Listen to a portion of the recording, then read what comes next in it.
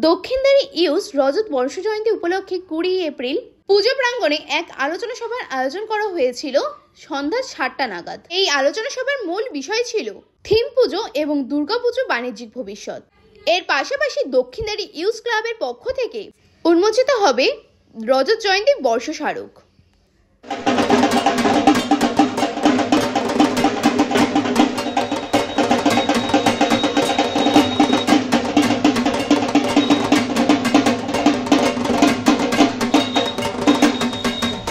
এবং শ্রীভূমি স্ফটিক ক্লাবের কর্ণধার মাননীয় সুজিত বোস মহাশয়।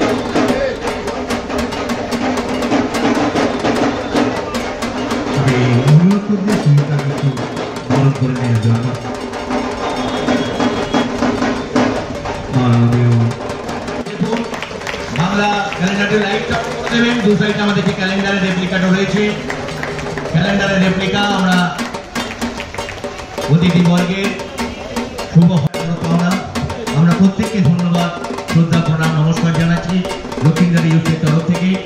আপনাদের নিশ্চিতভাবে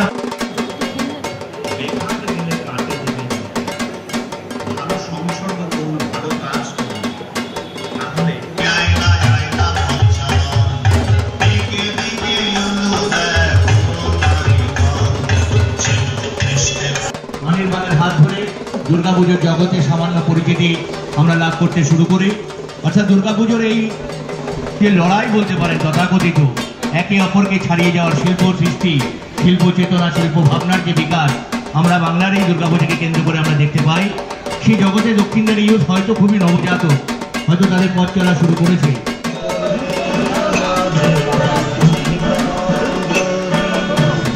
আমাদের মধ্যে মঞ্চে বিশিষ্ট মানুষেরা আছেন, শ্রীমন্ত দা আছেন যিনি সমগ্র অনুষ্ঠানটা সঞ্চালনা করবেন। আর দেরি না করে আমি অনুরোধ করছি শ্রীমন্ত দাকে যে আমরা আমাদের খুব ভালো খবর আমি মাকে বললাম, খুব ভালো খবর। আজকে দক্ষিণদারি 25 বছরের পুজো, অনেক অনেক শুভেচ্ছা। এবারও নিশ্চয়ই ডাক্তার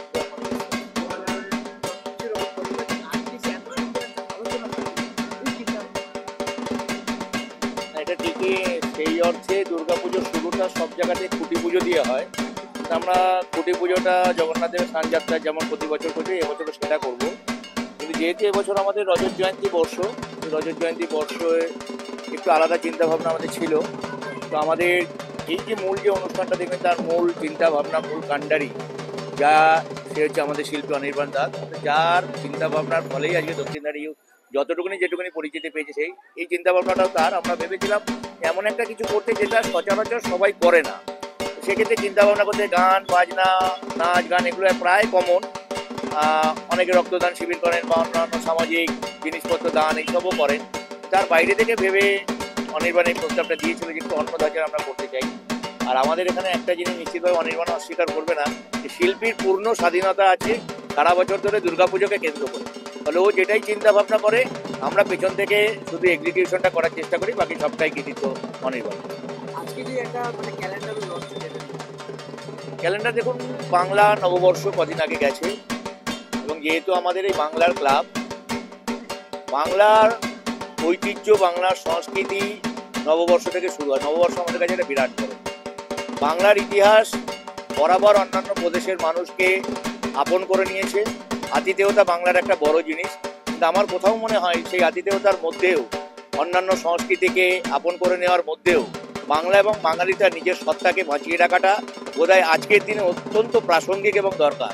সেটা মাথায় রেখেই আমরা এই বাংলা নববর্ষের ক্যালেন্ডার, যেটা আপনারা দেখবেন বিগত 2 বছর 2023 এবং 2024 আমরা যে পুজোটা করেছিলাম তার বিভিন্ন মুহূর্ত, বিভিন্ন ইনস্টলেশন, সেগুলোকে কেন্দ্র করেই আমরা এই ক্যালেন্ডারটা করেছি। আজকে এবার দুর্গাপুজো দক্ষিণদারি কি চেষ্টা করব চমক 25 বছর আপনাদের সকলের আশীর্বাদ বিগত দিনে যেমন ছিল সেই আশীর্বাদ মাথায় রেখে শিল্পী অনির্বাণ দাসের মস্তিষ্কের ওপরে নির্ভর করে চমক নিশ্চিতভাবে থাকবে।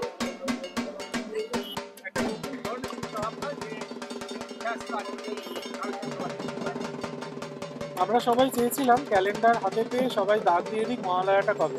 মহালয়ার দিন থেকে আমরা দুর্গাপুজো দেখতে শুরু করব, সেই জন্য এখন থেকে সবাই প্রস্তুতি নিই কীভাবে পুজোতে আমরা আরও নতুন করে আনন্দ দিতে পারি। পুজোর কথা আমরা মহালয়ার কদিন আগে জানাবো।